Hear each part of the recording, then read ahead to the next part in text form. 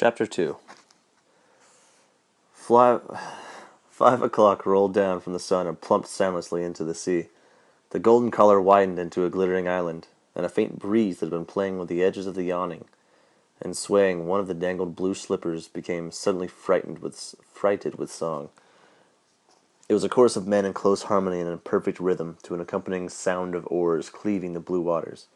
Ardita lifted her head and listened. Carrots and peas, beans on their knees, pigs in the seas, lucky fellows, blow us a breeze, blow us a breeze, blow us a breeze with your bellows. Ardita's brow wrinkled in astonishment. Sitting very still, she listened eagerly as the chorus took up a second verse. Onions and beans, marshals and deans, Goldbergs and greens, and Castellos, blow us a breeze, blow us a breeze, blow us a breeze with your bellows. With an exclamation, she tossed her book to the desk, where it sprawled at a straddle, then hurried to the rail.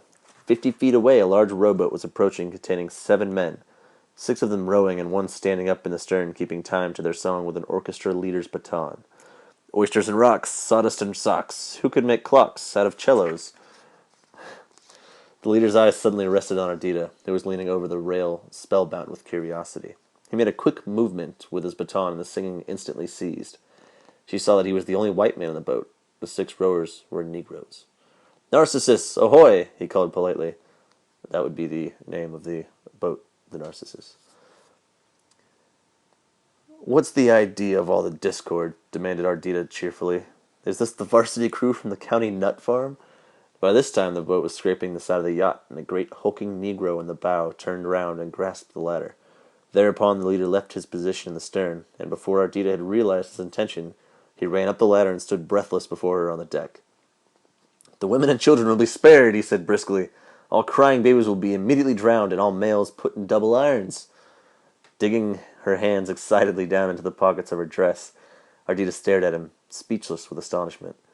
He was a young man with a scornful mouth, and the bright blue eyes of a healthy baby set in a dark, sensitive face.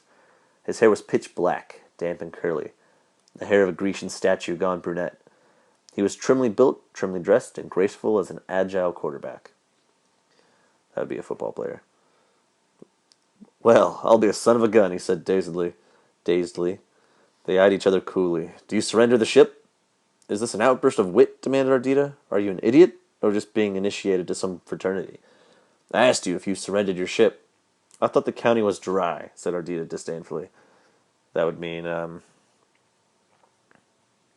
since this is assumingly the 20s, that would be during the Prohibition era. They called areas dry that alcohol is illegal in. There's still dry counties in, like, Oklahoma and, like, Texas, where you can't drink alcohol. Anyway. "Have you been drinking fingernail enamel? You better get off this yacht." "What?" the young man's voice expressed incredulously. "Get off the yacht, you heard me." He looked at her for a moment as if considering what she had said. "No," said his scornful mouth slowly. "No, I won't get off this yacht." "You can get off if you wish." Going to the rail, he gave a curt command, and immediately the crew of the rowboat scrambled up the ladder and ranged themselves in line before him. A coal-black and burly darky at one end, and a miniature mulatto of 4 feet 9 at the other. They seemed to be uniformly dressed in some sort of blue costume ornamented with dust, mud, and tatters. Over the shoulder of each was slung a small, heavy-looking white sack, and under their arms they carried large black cases, apparently containing musical instruments. "'Tention!" commanded the young man, snapping his own heels together crisply. "Right, Driss! Front! Step out here, babe." The smallest Negro took a quick step forward and saluted. "Yes, sah." "Take command, go down below, catch the crew, and tie him up. All except the engineer. Bring him up to me. Oh, and piles those bags by the rail there." "Yes, sah." Babe saluted again, and wheeling about, motioned for the 5 others to gather about him. Then, after a short whispered consultation, they all filed noiselessly down the companionway. "Now," said the young man cheerfully to Ardita, who had witnessed this last scene in withering silence, "if you will swear on your honor as a flapper, which probably isn't worth much, that you'll keep that spoiled little mouth of yours tight shut for 48 hours, you can row yourself ashore in our rowboat. Otherwise, what? Otherwise, you're going to sea in a ship." With a little sigh as for a crisis well past, the young man sank into the settee Ardita had lately vacated and stretched his arms out lazily. The corners of his mouth relaxed appreciatively as he looked round at the rich, striped awning, the polished brass, and the luxurious fittings of the deck. His eye fell on the book, and then on the exhausted lemon.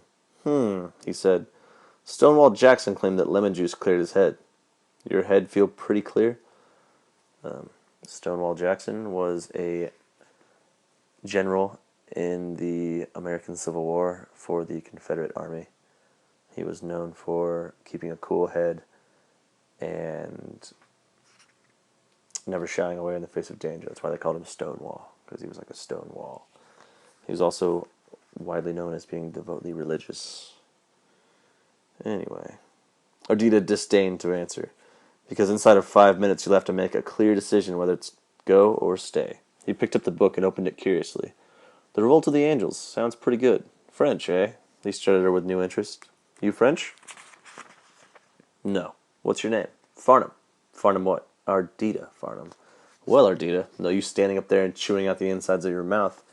You ought to break those nervous habits while you're young. Come over here and sit down. Ardita took a carved jade case from her pocket, extracted a cigarette, and lit it with a curious coolness, though she knew her hand was trembling a little. Then she crossed over with her supple, swinging walk, and sitting down in the other settee, blew a mouthful of smoke at the awning. You can't get me off this yacht, she said steadily.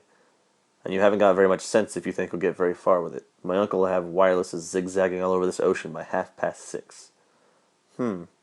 She looked quickly at his face, caught anxiety stamped there and plainly in the faintest depression of the mouth's corners. It's all the same to me, she said, shrugging her shoulders. 'Tisn't my yacht. I don't mind going for a couple hours' cruise. I'll even lend you that book so you'll have something to read on the revenue boat that takes you up to Sing Sing. He laughed scornfully. If that's advice, you needn't bother. This is the part of a plan arranged before I ever knew this yacht existed. If it hadn't been this one, it had been the next one we passed, anchored along the coast. Who are you? Demanded Ardita suddenly. And what are you? I've decided not to go. You've decided not to go ashore? I never even faintly considered it. We've generally known, he said, all 7 of us, as Curtis Carlyle and his 6 black buddies, late of the Winter Garden and the Midnight Frolic. You're singers? We were until today. At present, due to those white bags you see there, we're fugitives from justice, and if the reward offered for our capture hasn't by this time reached $20,000, I miss my guess. What's in the bags? Asked Ardita curiously. Well, he said, for the present we'll call it mud. Florida mud.